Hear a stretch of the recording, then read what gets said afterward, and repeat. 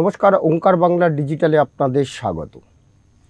কল্যাণ বন্দ্যোপাধ্যায় তৃণমূলের সাংসদ, ফের তিনি বিস্ফোরক অভিযোগ করেছেন তিনজন সাংসদের নামে। বর্ষিয়ান সাংসদ সৌগত রায়, মহুয়া মৈত্র এবং কীর্তি আজাদ। গত 4 এপ্রিল যে দিল্লিতে নির্বাচন কমিশনে স্মারকলিপি দিতে গিয়ে সেখানে একটি বিতর্ক তৈরি হয়। সেই বিতর্ক তারপরে আমরা দেখেছি যে বিজেপির যিনি এই বাংলার দায়িত্বে রয়েছেন অমিত মালব্য, তিনি একটা পোস্ট করেন ভিডিও। তারপরে কল্যাণ বন্দ্যোপাধ্যায়ের যে বিস্ফোরক অভিযোগ প্রেস কনফারেন্স, সেখানে তিনি সাংসদদের বিরুদ্ধে বলছেন। সেটা যেমন একদিকে, এর আগেও কল্যাণ বন্দ্যোপাধ্যায় যখন মমতা বন্দ্যোপাধ্যায় অক্সফোর্ডে গেছিলেন, সেখানে বক্তব্য রেখেছেন তার বিরুদ্ধে কেন তার দলেরই যুব এবং ছাত্ররা পথে নামেনি, তাই নিয়েও তিনি বিস্ফোরক অভিযোগ করেছিলেন। কি হলো তৃণমূলের? হঠাৎ কি গৃহযুদ্ধ শুরু হলো? তার মধ্যে 26,000 চাকরি, এখন চাকরি হারা, চাকরি গেল। এই জায়গাটায় কি চাপে বেশ তৃণমূল? আজকে আমরা এই বিষয়গুলো নিয়ে আলোচনা করব। আমার সঙ্গে রয়েছেন বিশিষ্ট সাংবাদিক অর্কপ্রভু সরকার। অর্কদা, স্বাগত। অর্কদা, তৃণমূল এত ছন্নছাড়া হয়ে গেল কেন? না, তৃণমূল তো প্রথম থেকেই ছন্নছাড়া ছিল। যে ঘটনাটা বাইরে বেরিয়ে এসছে, ভিতরে ভিতরে অনেকদিন ধরে চলছিল, কিন্তু 8ই এপ্রিল বিষয়টা সামনে এলো, এটাই আমাকে একটু অবাক লাগছে। কারণ 7ই এপ্রিল মুখ্যমন্ত্রী নেতাজি ইন্ডোরে চাকরিহারাদের সভায় বক্তব্য রাখলেন। তার 2-3 দিন আগে সুপ্রিম কোর্টের মহামান্য প্রধান বিচারপতি তার রায় দিলেন।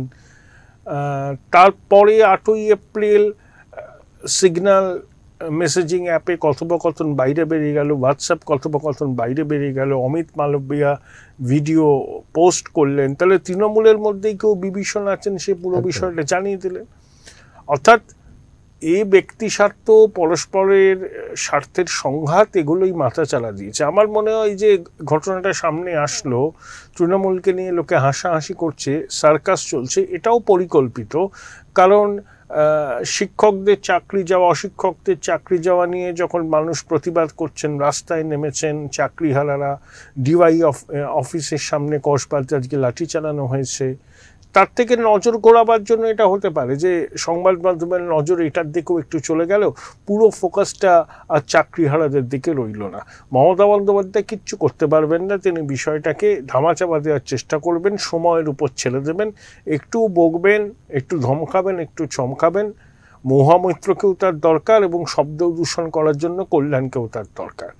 তো মমতা বন্দ্যোপাধ্যায়ের কিচ্ছু করার নেই। তৃণমূল এরকমই, এরা সাংসদ, এরা প্রতিনিধিত্ব করে, এদের আসল চেহারাটা যে কি সেটা দেশের মানুষ কিন্তু জেনে গেলেন। কিন্তু মমতা বন্দ্যোপাধ্যায় তো যেটা বললেন যে একদিকে মহুয়া মৈত্রকেও প্রয়োজন, কল্যাণ বন্দ্যোপাধ্যায়কেও প্রয়োজন।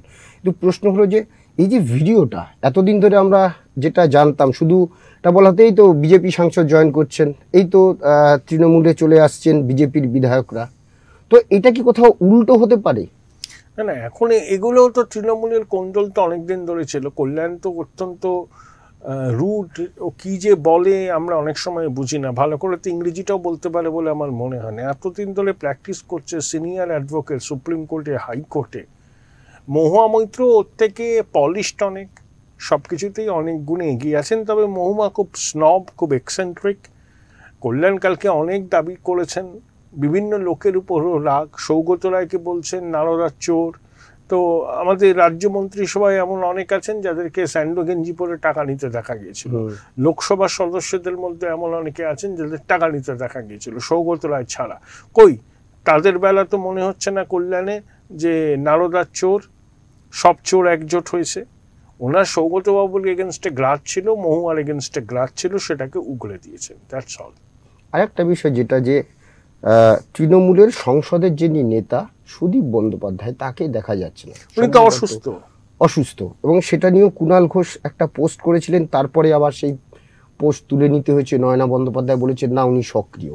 তো এই জায়গা থেকে এই যে সংসদে একটা কঙ্কালসার চেহারা তৃণমূলের, কোথাও কি বেরিয়ে আসছে নেতার অভাব?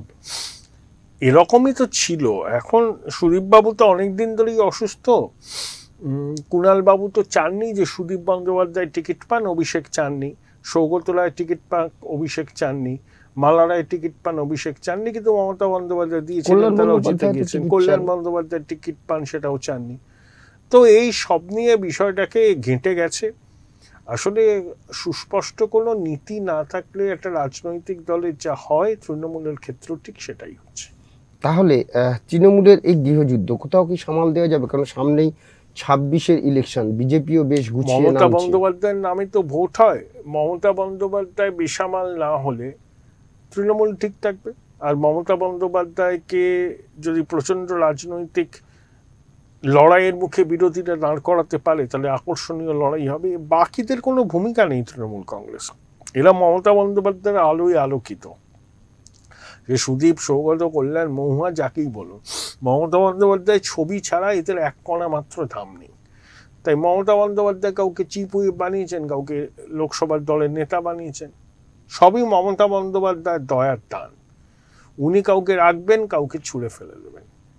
তাই পুরোটাই নির্ভর করছে মমতা বন্দ্যোপাধ্যায়ের উপর। এক্ষেত্রেও কি তাই হলো? যে কারণ কল্যাণ বন্দ্যোপাধ্যায় বলছেন কলকাতা থেকে নির্দেশ এসেছে, তাই আমি ওই সকলের নাম রাখা যায়নি, যেরকম বলেছেন সেরকমই কাজ করছি। তাহলে কি এর মূলে কি মমতা বন্দ্যোপাধ্যায়? যে না, সবাই যাবেও বা কেন? মহুয়া মৈত্রর ইচ্ছা হয়েছিল যাবেন, প্রচার মাধ্যমের আলো পড়বে, উনি এগুলো ভালোবাসেন। সেখানে ওনার নামটা ছিল না। সে কল্যাণবাবু দাবি করেছেন কলকাতা থেকে নির্দেশ এসেছিল, কে নির্দেশ দিয়েছিল তো জানি না। এটা খুব একটা বড় ঘটনা নয়। তা নিয়ে যে সিন ক্রিয়েট করা হয়েছে ইলেকশন কমিশনের সামনে, মহুয়া মৈত্র দায় এড়াতে পারেন না। আমি তো বললাম উনি স্নব এবং এক্সেন্ট্রিক, এবং কল্যাণ হচ্ছে শব্দ দূষণ করতে ওস্তাদ। এর যা পরিণতি আবার তাই হয়েছে। মানুষ হাসছে। তৃণমূলকে দেখে তো মানুষ হাসে। নতুন করে ওদের কোনো বিড়ম্বনা হবে না, এটাই তৃণমূল। তাহলে তৃণমূলের ভবিষ্যৎ কি? মানে যে জায়গাটায় দেখছি যে কোনো কিছুতে তৃণমূল রাস্তায় নামতো, রাস্তায় তো তৃণমূলকে দেখা যাচ্ছে না। ঠিক চাকরির চলে যাওয়ার ধাক্কাটা সামলাতে সময় লাগবে, রাস্তায় নামবে, ওদের ন্যারেটিভও ওরা সামনে আনবে। মমতা বন্দ্যোপাধ্যায় ইন্ডোরে ফেস করলেন ওদের। এই মুহূর্তে বলা যাবে না তৃণমূলের ভবিষ্যৎকে। নির্বাচন অনেক দেরি আছে, অনেক ফ্যাক্টর কাজ করে নির্বাচনের ফলকে কেন্দ্র করে। সব কিছু দেখে একটা সিদ্ধান্ত আসা যাবে, এই মুহূর্তে বলা সম্ভব না। আমরা দেখব যে বাংলার রাজনীতিতে তৃণমূলের এখন যা অবস্থা, সত্যি কি গৃহযুদ্ধ পরিস্থিতি, নাকি তৃণমূল ছন্ন ছাড়া? সেটা হয়তো মমতা বন্দ্যোপাধ্যায় মুখ, তিনি যা বলেন তাই। মমতা বন্দ্যোপাধ্যায়ের ছবি নিয়ে সকলে ভোটে যেতেন, রাজনীতি করেন। সেই জায়গাটায় মমতা বন্দ্যোপাধ্যায় কী করেন সেদিকেই এখন তাকিয়ে। ধন্যবাদ অর্কদা, ধন্যবাদ সবাইকে। সবাই ভালো থাকবেন, নমস্কার।